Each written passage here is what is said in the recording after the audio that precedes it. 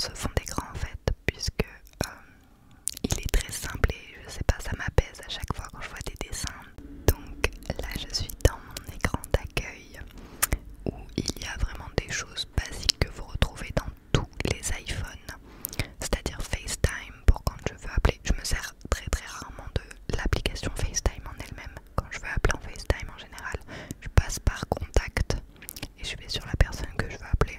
Voilà. Mais j'appelle rarement en FaceTime. Je préfère appeler par Messenger parce qu'au moins c'est accès à tout le monde, pas que par ceux qui ont des iPhones. Donc comme je vous le disais, les applications sont assez basiques, hein. Calendrier, je m'en sers H24 tout le temps,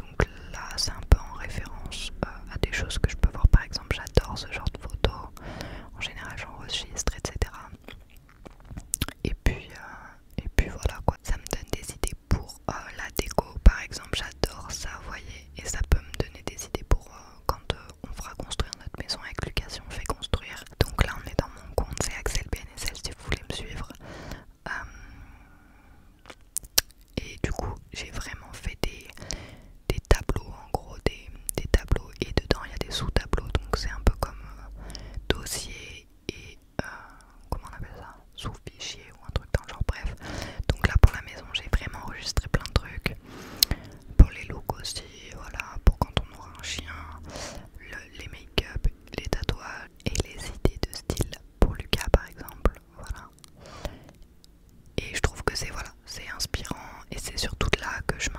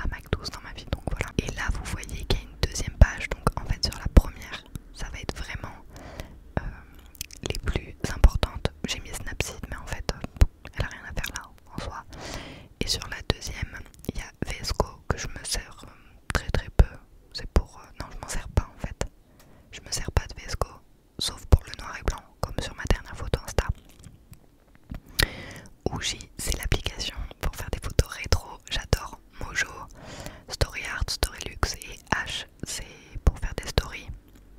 PixArt, je sais même plus ce que c'est, et Canva, c'est pour faire des stories aussi, mais je m'en sers très très peu. Voilà, je me suis servi dernièrement de H, mais voilà, sinon ça reste quand même Unfold pour faire mes stories. Ensuite, bah, Give Me Money, on a ma banque, on a l'assurance maladie, on a la CAF, on a PayPal, on a mon autre banque, c'est la banque en Suisse, puisque comme vous le savez, on est à la frontière suisse, donc j'ai une banque en Suisse. Et AdSense, c'est mon espèce de banque entre guillemets pour YouTube. Voilà. Ensuite on a Traveling, donc qui signifie voyager. Et on a Hyperdia, donc je crois que c'est pour les métros et les trains, les horaires, etc. Les plans pour le Japon. Si je vous dis pas de bêtises, je l'avais téléchargé au moment où je me renseignais pour le Japon, mais je l'ai jamais utilisé vu qu'on est censé partir, mais on va pas partir. Les convertisseurs de monnaie, les traductions, voilà, je m'en sers des fois pour vérifier un ou deux mots en anglais par exemple, là où je pourrais bloquer, mais c'est très rare parce que je me débrouille pas mal en anglais. Après c'est plus voilà pour le Japon et tout, ça aurait été intéressant. Google Maps, Opodo, c'est avec eux que je voyage en général, donc là j'espère qu'ils vont me rembourser les milliers d'euros que j'ai mis dans le voyage à Tokyo. De toute façon j'avais pris annulation toute cause, donc normalement oui, mais j'arrive pas à les avoir au téléphone.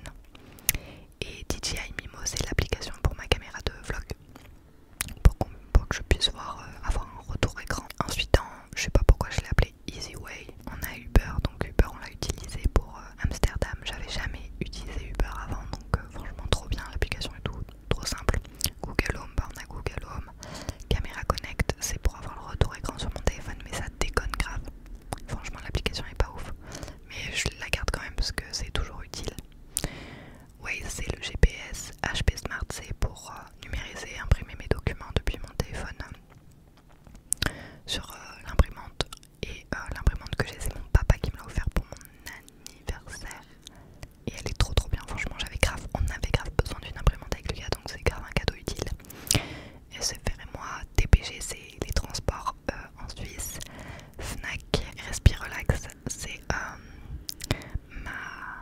sophrologue qui m'a conseillé cette application là. C'est une application qui va vous aider à respirer, et donc par exemple si j'appuie sur play, là je vais inspirer,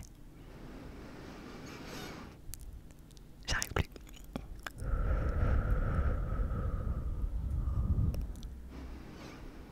j'arrive pas à inspirer là parce que je sais pas